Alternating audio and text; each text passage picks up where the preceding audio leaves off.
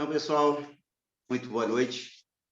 Mais uma vez a gente agradece a presença de todos vocês, né, para mais uma noite de estudos. E a casa é virtual, mas é aconchegante. Eu vou fazer uma leitura do Evangelho, então, para nós iniciarmos. Capítulo 11, amar o próximo como a si mesmo, a lei de amor. O amor resume inteiramente a doutrina de Jesus, porque é o sentimento por excelência, e os sentimentos são os instintos elevados à altura do progresso realizado. No início, o homem não tem senão instintos, mais avançados e corrompido, só tem sensações. Mais instruído e purificado, tem sentimentos. E o ponto delicado do sentimento é o amor. Não o amor no sentido vulgar do termo, mas este sol interior que condensa e reúne em seu foco ardente todas as aspirações e todas as revelações sobre-humanas.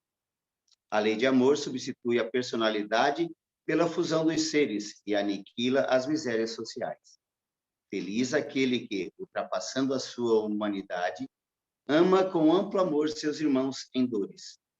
Feliz aquele que ama, porque não conhece nem a angústia da alma, nem a miséria do corpo. Seus pés são leves e vive como que transportado para fora de si mesmo. Quando Jesus pronunciou esta palavra divina, amor, ele fez estremecer os povos e mártires, ébrios de esperança, desceram do céu. O Espiritismo, ao seu turno, vem pronunciar uma segunda palavra do alfabeto divino. Estai atentos, porque esta palavra ergue a pedra dos túmulos vazios, e a reencarnação, triunfando sobre a morte, revela ao homem maravilhado seu patrimônio intelectual. Não é mais aos suplícios que ela o conduz, mas à conquista do seu ser, elevado e transfigurado. O sangue resgatou o espírito, e o espírito deve hoje resgatar o homem da matéria.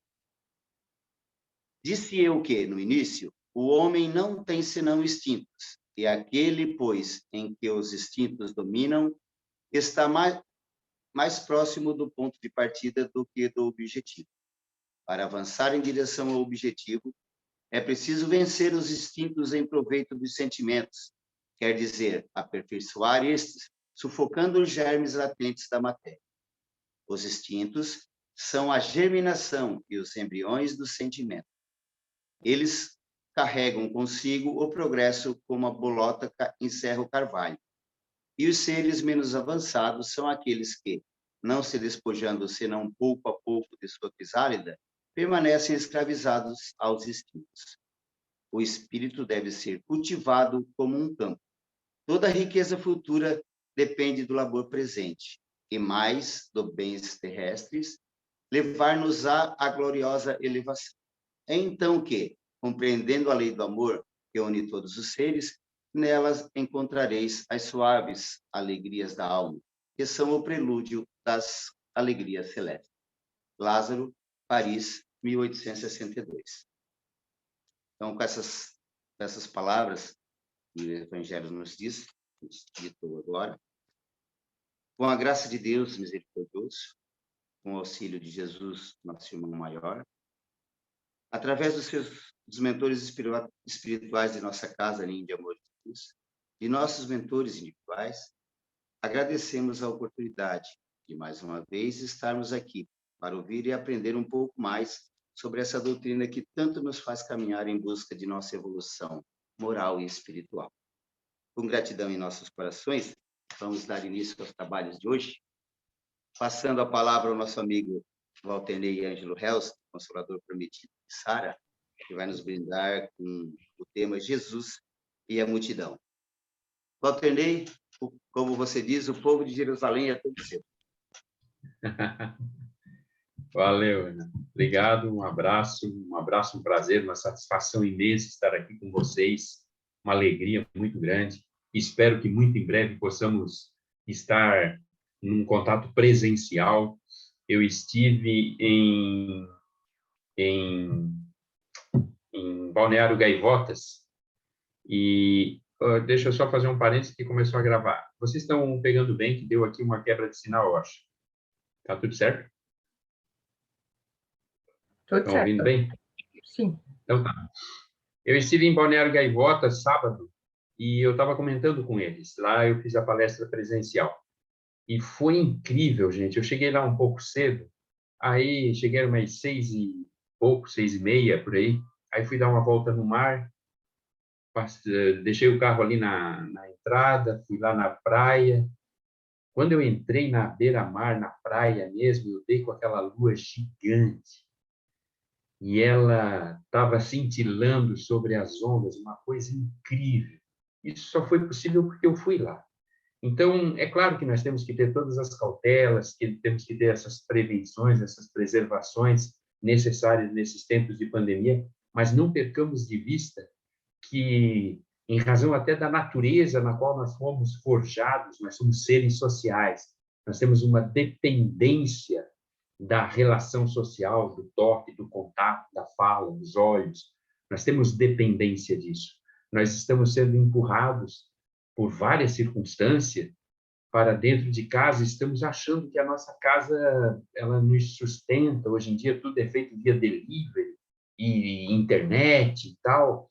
Não, assim que for possível, a gente tem que sair, tem que buscar contato, interagir, porque é essa interação que faz com que nós possamos estimular o desenvolvimento, pelo menos o desenvolvimento moral, já que o desenvolvimento intelectual, como nós sabemos, está lá no Céu e o Inferno, capítulo 3, item 8, o Sr. Allan Kardec nos adverte que o desenvolvimento intelectual se dá pela atividade do trabalho e o desenvolvimento moral se dá justamente pelas relações. Então, é muito bom nós estarmos juntos. Espero que estejamos presencialmente juntos em breve. A minha proposta hoje é fazer uma reflexão sobre um fenômeno que era muito comum no entorno do Cristo. E esse fenômeno era as multidões. Era uma massa de gente, uma massa gigantesca de gente que ficava no entorno de Jesus. E isso não aconteceu, tipo, uma vez, pontualmente, aqui ou ali. Isso aconteceu durante todo o período de messianato dele. E eu vou atrás dessa fala justamente por conta dessa passagem em que Emmanuel, no Vinha de Luz, lá no item 6, eu vou ler aqui bem rapidinho para vocês. Ele diz assim: tenho compaixão da multidão. Isso é Jesus falando, lá em Marcos, capítulo 8, versículo 2. Tenho compaixão da multidão. Isso aqui Jesus falou logo um pouco antes da multiplicação dos pães. E Emmanuel, fazendo uma reflexão sobre esse versículo, diz assim: os espíritos verdadeiramente educados representam, em todos os tempos, grandes devedores à multidão. Emmanuel já abre a fala dele dizendo que os espíritos que adquirem um estágio de estabilidade, de compreensão, de lucidez espiritual, eles se veem devedores da multidão. De regra, nós pensamos o contrário, que a multidão é que é devedora dos espíritos que já estão em níveis mais elevados. Mas eles se identificam como devedores da multidão. E a gente vai ver por quê. Raros homens, no entanto, compreendem esse imperativo das leis espirituais.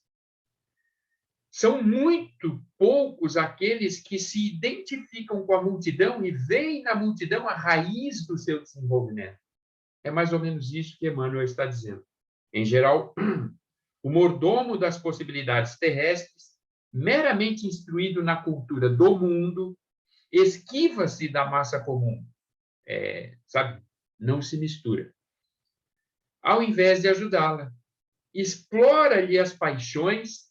Sabe esses programas dominicais? Sabe esses programas que eles levam a pessoa e fazem a pessoa chorar ao vivo? Isso é explorar a paixão. As paixões, as misérias, as necessidades. Mantém a ignorância, e isso não apenas os programas dominicais, o Estado faz isso com propriedade, nos mantém em estado de ignorância, e costuma roubar-lhe o ensejo do progresso, solapando, tirando as oportunidades de desenvolvimento que deveriam estar presentes desde tenra idade. Desde a mais tenra idade, deveria estar presente a condição para o desenvolvimento. Se o espírito vai usar ou não, é uma situação que ele deve responder. Agora, as condições para que ele se desenvolva, isso é um imperativo social e deveria estar presente. Traça leis para que ela pague os impostos mais pesados. Gente, eu não estou fazendo leitura de nenhum livrinho, estou fazendo leitura de linha de luz, tá? Item 6. Traça leis para que ela, a multidão, o povo, o poviléu, o populacho, pague os impostos mais pesados, cria guerras de extermínio, em que deva concorrer com os mais elevados tributos de sangue, morre aquele morticínio das guerras, ficam os generais em mesas enormes, traçando estratégias. No entanto, quem paga o pato? Quem paga o preço? Quem paga com a própria vida? A ralé, o povo, poviléu. Napoleão subiu em direção a Moscou com mais de 600 mil homens. 600 mil homens. Desceu com 12 mil. E estava tudo certo. Mais pesados, cria guerras de extermínio que deva concorrer com os mais elevados tributos de sangue. O sacerdócio organizado quase sempre impõe sombras, sabe? Religião, medo, culpa, pecado. Vai para o inferno. Nós espíritas não somos diferentes, não. Tu vai para o umbral. Abre o livro, já é falando um descritivo do umbral. Umbral. Aí, ó, toma cuidado. Olha o que tu está fazendo. O sacerdócio organizado quase sempre impõe sombras, enquanto a filosofia e a ciência lhe oferecem sorrisos escarnecedores. Tu é um pobre diabo, tu não entende dessas coisas. É assim que a ciência e a filosofia se referem à multidão. Em todos os tempos e situações políticas, conta o povo com escassos amigos e adversários em legiões. Aí Kardec, Emmanuel, dá uma guinada. Acima de todas as possibilidades humanas, entretanto, a multidão dispõe de um amigo divino. Jesus prossegue trabalhando. Ele, que passou no planeta entre pescadores e proletários, aleijados e cegos, velhos cansados e mães aflitas, volta-se para a turba sofredora e alimenta-lhe a esperança, como naquele momento da multiplicação dos pães. E agora vem um parágrafo que eu quero que vocês guardem, gravem a ferro e fogo na consciência. Lembra-te, meu amigo e minha amiga, de que és parte integrante da multidão terrestre. Lembra-te, és parte integrante da multidão terrestre. O Senhor observa o que fazes. Não olhem isso com sentido punitivo, tá? O Senhor observa o que fazes. Não roubes o pão da vida, procura multiplicá-lo. Essa é a fala de Emmanuel sobre as multidões. E se nós pegarmos o Evangelho, eu gosto de usar esse Novo Testamento aqui do Haroldo, se nós pegarmos o Evangelho, lá em Mateus 4:25, está dito assim, ó, e seguiram-no turbas numerosas da Galileia, Decápolis, Jerusalém, da Judéia, do outro lado do Jordão. Era gente se acotovelando, era gente se esfalfando, em tempo inteiro, lá em Mateus 15:30. Eu adoro fazer isso, porque parece que o cara domina, sabe tudo de cor e salteado. Nem sabe nada a criança.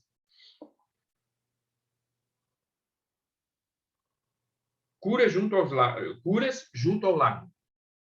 Mateus 15:30. E aproximaram-se dele muitas turbas, trazendo consigo coxos, cegos, aleijados, mudos e muitos outros, e os depuseram junto aos pés dele, e ele os curou. Marcos diz assim, no Evangelho de Marcos, no Evangelho de Marcos, capítulo 1, no comecinho, ele diz assim, 1:45. Ao sair, começou a proclamar muitas coisas e a divulgar o assunto, de modo que não mais podia entrar publicamente em uma cidade, mas permanecia do lado de fora, nos lugares ermos, e se dirigiam a ele de todas as partes. São inumeráveis os exemplos da multidão que cercava o Cristo, da multidão em estado de desespero, da multidão em estado de necessidade. Grande era a multidão que seguia Jesus, e em razão da necessidade íntima. E esse é o questionamento que a gente faz quando percebe esse contexto em que o Cristo já não podia mais caminhar livremente em nenhuma circunstância do seu messianato. Foram 3 anos de gente cercando Jesus. Ele não podia entrar numa casa, ele não podia sequer chegar próximo da mãe, dos irmãos, porque era tanta gente em volta dele, ele não conseguia chegar lá perto. Era o tempo inteiro gente, povo, gente em estado de desespero. Vocês acham que isso mudou? Assim, se o Cristo estivesse aí nas mesmas formatações, com as mesmas qualidades que ele tem, né? Mas eu estou só elucubrando aqui, só fazendo um jogo de imaginação. Se ele aparecesse com as mesmas qualidades, com a mesma potencialidade, se vocês ouvissem falar de alguém que curasse leprosos, aleijados, cegos, que resolvesse problemas de toda a natureza, vocês acham que hoje seria diferente? Ou o perfil da multidão seria o mesmo, a se acotovelar em busca de solução para os seus problemas? Como que seria? Então, a pergunta é, por que a multidão cercava, seguia Jesus? Qual seria a razão mais elementar dessa multidão cercar Jesus? O que vocês acham? A razão mais elementar, por óbvio, é interesse. Essa é a razão crucial pela qual a multidão seguia Jesus. E não tem nada de errado, tá, gente? Nós somos movidos a interesse. Nós somos movidos por zonas de conflito. Nós somos seres interesseiros e conflituosos ainda, dado a nossa natureza espiritual. E isso, Jesus não deixava dúvida de que ele sabia que a multidão era movida por interesse. Lá no Evangelho de João, no capítulo 6, quando ele está falando com os discípulos, ele diz assim, no versículo 26, aqui, ó. Encontrando do outro lado do mar, disseram, Rabi, quando chegaste aqui? Em resposta a eles, disse Jesus, Amém. Amém vos digo, buscai a mim, não porque vistes sinais, mas porque comestes dos pães e vos saciastes. Buscai a mim, não porque vistes sinais, mas porque comestes dos pães e vos saciastes. Porque atendestes às tuas necessidades, atendestes aos teus interesses. E aí, a gente já pode meio que identificar 3 perfis de grupos que seguiam o Cristo. O primeiro perfil, e é a massa numerosa, gigantesca, é dos necessitados.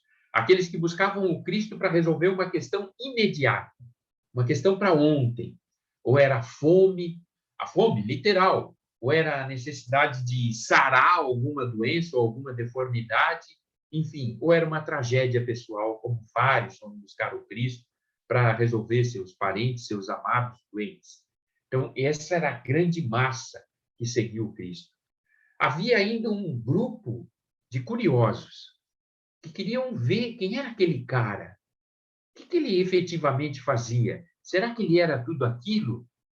E havia um grupo pequeno, é verdade, que seguia o Cristo porque queria ouvi-lo, queria se instruir, queria aprender com ele. E aprendei de mim, que sou manso e humilde de coração.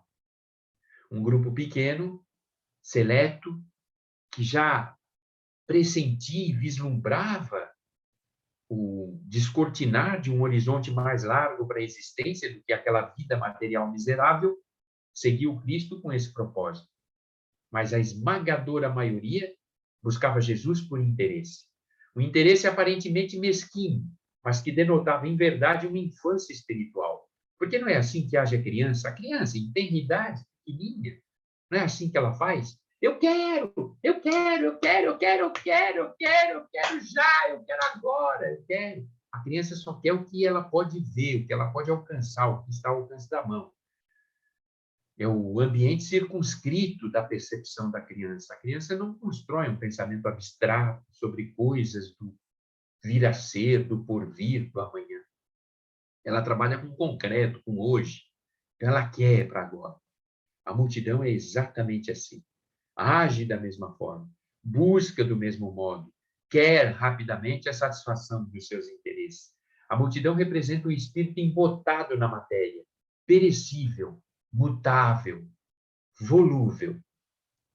Como nós somos volúveis, como nós nos adaptamos rapidamente, conforme nossos interesses, ao que está em evidência.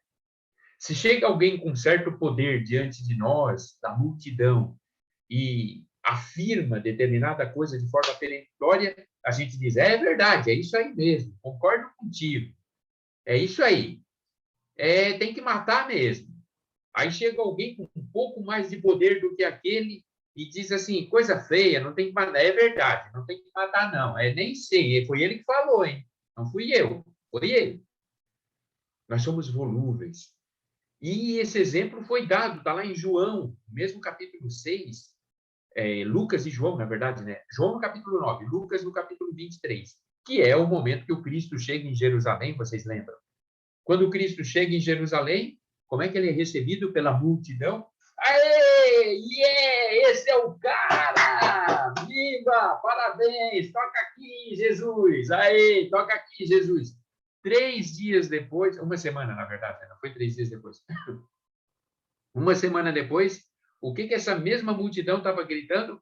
Mata! Mata! Crucifica! Enterra essa criatura! Nem sei quem é! Volúvel. Nós somos essencialmente volúveis. Temos uma necessidade de atender os nossos interesses e, para isso, mudamos de opinião radicalmente. Mas se a multidão é mesquinha no sentido infantil, tá? Não é mesquinha no sentido mal, porque tem muita diferença entre o ignorante e o mal. O mal adquiriu a habilidade do desenvolvimento intelectual e o utiliza com toda a sua profundidade, com toda a sua extensão, para praticar o mal. É cruel, sente prazer na crueldade. Já o ignorante não. O ignorante, o nome já diz, ele ignora as razões. A mente dele ainda está embotada, infantilizada. Assim que ele vai adquirindo discernimento, ele vai desenvolvendo as suas habilidades intelectuais, ele vai também acompanhando um crescimento moral, ético, vai se tornando uma pessoa mais social, mais parceira, mais empática. Não é uma pessoa que vê 390 mil pessoas desencarnarem e acha que está tudo bem, que está tudo certo. Não é uma pessoa que vê a gente voltar para o mapa da fome e dizer, está tudo certo, fazer o quê? Ou então bando de vagabundo. Não. É empatia, é compreensão, é discernimento. Vai percebendo o mundo à sua volta. E o Cristo atua diante da infantilidade dessa multidão e percebe a infantilidade da multidão. E por isso ele atua, como está aqui, né, na abertura do que Emmanuel usou, ele atua, como está lá em Marcos, né, melhor dizendo, com compaixão. Eu tenho compaixão, me compadeço, eu sinto a tua dor. É assim que o Cristo age e reage diante de uma multidão profundamente interesseira, profundamente mesquinha, profundamente necessitada, profundamente volúvel. Mas o Cristo age com compaixão só porque ele é tipo santinho? Vocês acham? Não. O Cristo age com compaixão. Ele é um espírito superior, ele é um espírito com discernimento absoluto em relação a nós. E se ele é um espírito com discernimento absoluto em relação a nós, então Ele age com compaixão porque ele identifica algo na multidão. E o que ele identifica na multidão? Ele identifica virtudes. Ele vê que ali há virtude. Por isso, lá na abertura da sua fala, Emmanuel diz: e os espíritos que já se desprenderam, que já cresceram, que já foram para píncaros, para espaços superiores, se veem sempre devedores da multidão. Porque eles sabem que ali é o terreno fértil para o exercício das suas qualidades. E eles sabem que eles são originários da multidão. Então, o Cristo tem compaixão porque ele identifica as virtudes e os tesouros da multidão. Não à toa, ele foi buscar todo o seu discipulado, aonde? Discipulado na multidão. Onde ele foi pegar Simão e Tiago? Na multidão. Estavam pescando, eram pescadores, ogros, toscos. Não por ser pescadores, tá? É que eles eram toscos, ogros, no sentido da expressão usual para definir, contextualizar o perfil daquele grupamento. Mas ele foi lá buscá-los, porque ele identificava neles virtudes espirituais. E assim ele foi pescando todos os seus discípulos no meio do povo, entre a multidão. É incrível, né? Porque a gente olha e parece uma coisa meio fácil de se fazer. Mas quando alguém que é genial faz uma coisa difícil, ela sempre parece fácil. Porque só o gênio consegue simplificar. Ele simplifica não apenas as palavras, como Cristo simplificou diversas vezes as palavras. Ele simplifica as ações. E ao simplificar as ações, ele deixa para nós um ensinamento simbólico. E eis a razão do valor do simbolismo. Por isso o simbolismo ele é muito caro para o nosso desenvolvimento. Porque ele consegue encerrar em si, ele consegue sintetizar muitos ensinamentos, muitos valores, que demandariam páginas, laudas e laudas, páginas e páginas de livros. Um simbolismo consegue sintetizar. E o Cristo era puro simbolismo. Ele atuava com uma simplicidade crística. Por isso o Cristo. E aí, meus irmãos e irmãs, para a gente já ir encaminhando para ir embora, porque já está dando o sinal dos tempos, quem, afinal de contas, é a multidão? Quem participa da multidão? A multidão é que grupamento, afinal de contas? A multidão é o pessoal que ganha menos de um salário mínimo?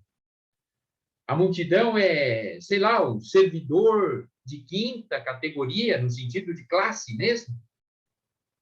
Quem é a multidão? Você, quando lê essas passagens, e Jesus estava lá e a multidão se acotovelada, e vieram milhares, uma multidão lá da Decápole, da Judéia, de não sei aonde, e traziam coxos, aleijados. Você se vê como parte integrante dessa multidão? Ou seja, hoje, você e eu falo você porque eu já sou um cara perfeito, então estou falando de vocês. Mas tudo bem, eu vou me inserir só para parecer que eu sou simpático, empático. Brincadeira, tá? Pelo amor de Deus. Senão, daqui a pouco tem o corte do Flow, né? Daí o pessoal vai ali, faz um recorte e diz assim, olha o que o cara falou na palestra. Eu sou superior a vocês. E aí bota aquilo ali, pronto. Porque hoje rede social é isso, né?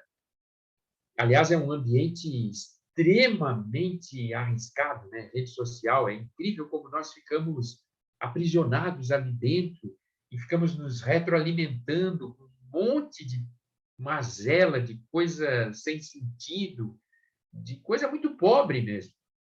E depois ainda interagimos dentro dos comentários e tudo mais.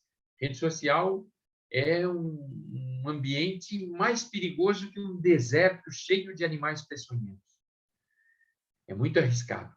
Mas nós nos identificamos com que tipo de multidão?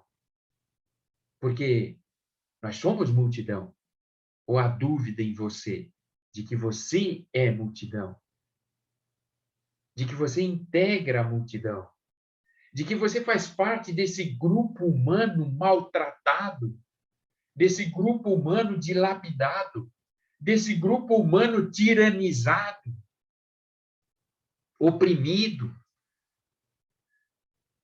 Porque, como também foi retratado ali em Emmanuel, as leis são feitas para punir, para tributar a multidão. As guerras são feitas e são alimentadas com o sangue da multidão. Então, como pode milhões, bilhões de seres humanos se submeterem, serem submetidos tão facilmente a um grupo tão pequeno, tão menor em número? Como pode? Pode, porque assim que a gente se descola um pouquinho, assim que a gente adquire um mínimo de discernimento, a primeira coisa que nós fazemos é dar as costas para a multidão. Vaza! Sai de perto, criatura mal cheirosa. Nós temos ojeriza da multidão. Nós não nos identificamos com a multidão. E se você não se identifica, se você não se sente parte integrante, como você vai defendê-la?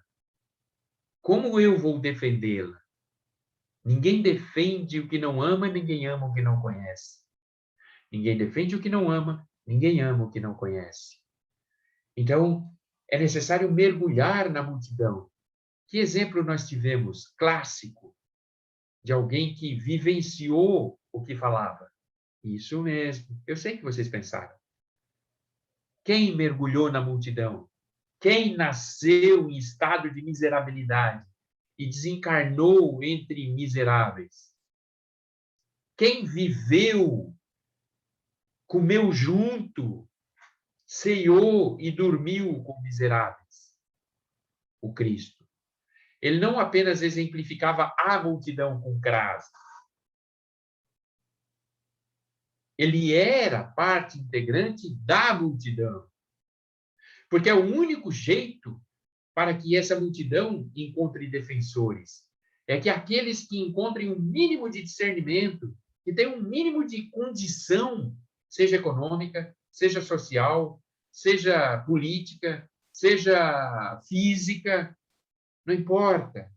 Se você tem um pouco mais de condição, dedique um espaço da sua existência à multidão. Porque nós somos multidão. E assim que nós conseguimos um degrauzinho a mais, a partir desse instante, apesar de nós acharmos que não somos mais multidão, mas, como advertiu Emmanuel lá na abertura, nós somos devedores, então, dessa multidão, dessa massa sem defesa, desse grupo onde a religiosidade deve ser executada.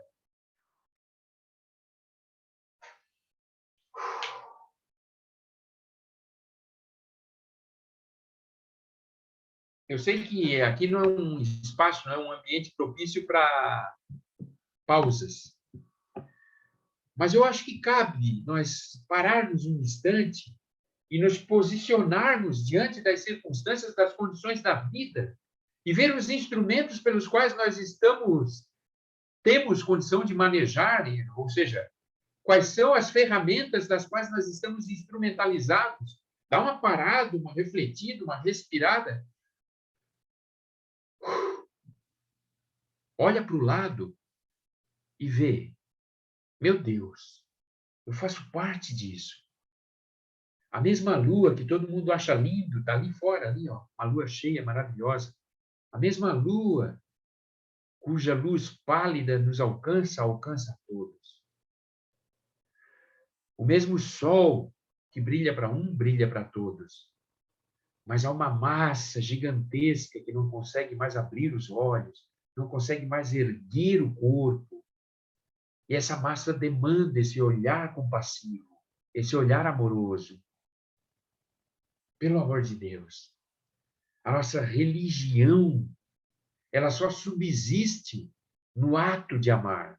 E o ato de amar, ele se apresenta cotidianamente nas mais diversas opções, nas mais diversas condições. Se for possível, estenda a mão. Se for possível, ofereça colo. Se for possível, e esse se for possível fica muito a critério da sua consciência, da minha consciência.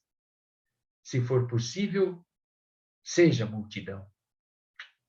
É isso aí. Um abraço, felicidades e que assim seja. Volta para ti, meu amigo. E a gente tem uma forma muito simples, né? Que a doutrina nos ensina, né? Que é através da caridade, né? Para a gente fazer parte dessa multidão, a gente exercitar a caridade é o caminho, né? Não só a caridade moral, né? Material, mas a caridade moral também, né? Através de palavras, de exemplos. Isso nos faz incluirmos na multidão, né? Então, é um caminho. Caridade, caridade, caridade.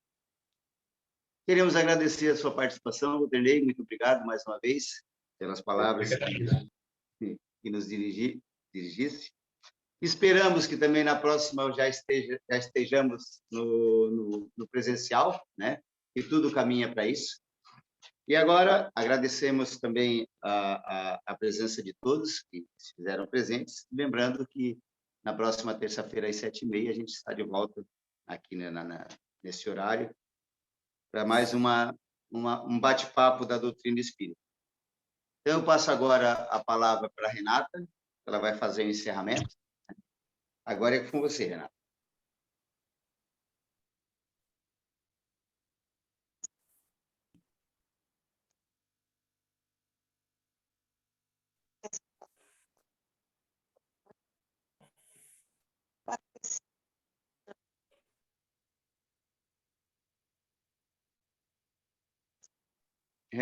Renata, só um minutinho, o teu microfone não está funcionando, não sei o que houve. Vê se tu consegue... Agora. Deu? Agora deu. Deu? Deu? Tá bom? Deu, vai lá. Tá. Agradecer.